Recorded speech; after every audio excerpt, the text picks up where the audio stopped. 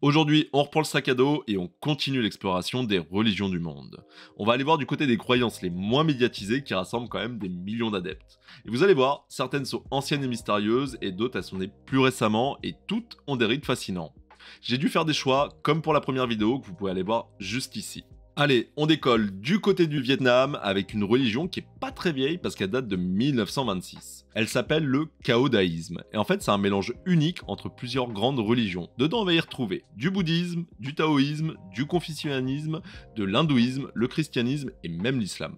Et son fondateur, Ngo Vanchu, apparemment, il aura reçu une révélation divine et ça l'a incité à créer une nouvelle voie spirituelle universelle qui rassemble tous les croyants. Dans le caodaïsme, on vénère un dieu suprême, mais aussi des figures plus historiques et spirituelles, comme Bouddha, Jésus, Confucius, Mahomet et même Victor Hugo. Oui, vous avez bien entendu, l'écrivain français, il est considéré comme un saint dans cette religion. Côté pratique et rite, les adeptes y portent des robes colorées selon leur courant religieux d'origine. Ils prient dans des temples richement colorés, avec la représentation d'un œil divin observant l'humanité. Le but ultime est d'atteindre l'illumination et l'harmonie universelle des peuples. Et pour la petite histoire, le temple principal du caodaïsme, il est situé à Tai Ninh et il est surnommé la cathédrale Disneyland. Ça, c'est par rapport à son architecture unique. On laisse le Vietnam pour arriver en Jamaïque et je vous parle d'une religion qui est née dans les années 1930. Elle a été largement popularisée grâce à Bob Marley à travers sa musique et ses chants. Je vous parle du Rastafarisme. En fait, c'est un mouvement spirituel qui va mélanger le christianisme, le panafricanisme et les traditions africaines. Et eux, ils considèrent Ali Salessier Ier, l'ancien empereur d'Éthiopie, comme une incarnation divine et le Messie noir. En termes de croyances et de symboles, ils ont un dieu unique qu'on appelle Jah, et ils considèrent l'Afrique, et particulièrement l'Éthiopie, comme la terre promise. Et les Rastas, eux, ils refusent la société occidentale, qu'ils nomment Babylone, et ils prônent un retour aux racines africaines. En termes de mode de vie, il faut comprendre qu'ils pratiquent un régime ITAL, c'est une alimentation naturelle et végétarienne pour favoriser un mode de vie pur.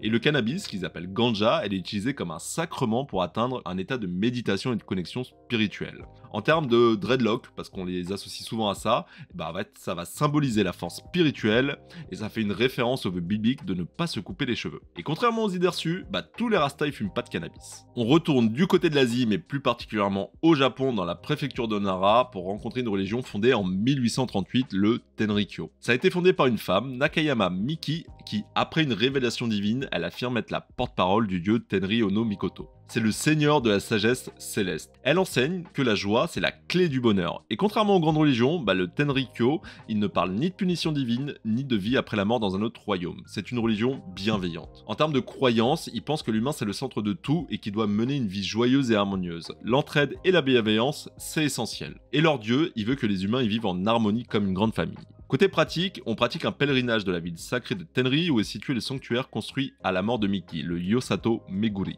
Il y a d'autres choses comme des actes de service bénévole pour les autres qu'on appelle l'inokishin, et il faut savoir que la musique et la danse, c'est essentiel dans le Tenrikyo. Elles sont souvent vues comme des formes de prière joyeuse et de purification de l'âme. Dans la ville de Tenri, où se trouve le siège du Tenrikyo, c'est connu pour être l'une des villes les plus propres et organisées du Japon en accord avec la valeur de cette religion. Et pourtant, les autorités japonaises, elles voient cette nouvelle foi d'un très mauvais œil.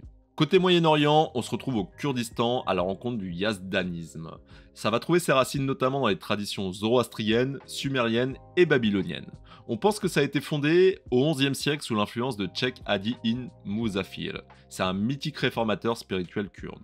Les Yazdis, ils croient en un seigneur unique, mais leur conception, elle est très particulière. Ils voient Dieu comme un créateur qui a créé l'univers et qui l'a confié à une divinité intermédiaire, qu'on appelle Melektos. C'est souvent désigné sous le nom de Fan angélique. Melektos, il est le médiateur entre Dieu et l'humanité. Et dans le yazdanisme, on inclut des croyances en la réincarnation.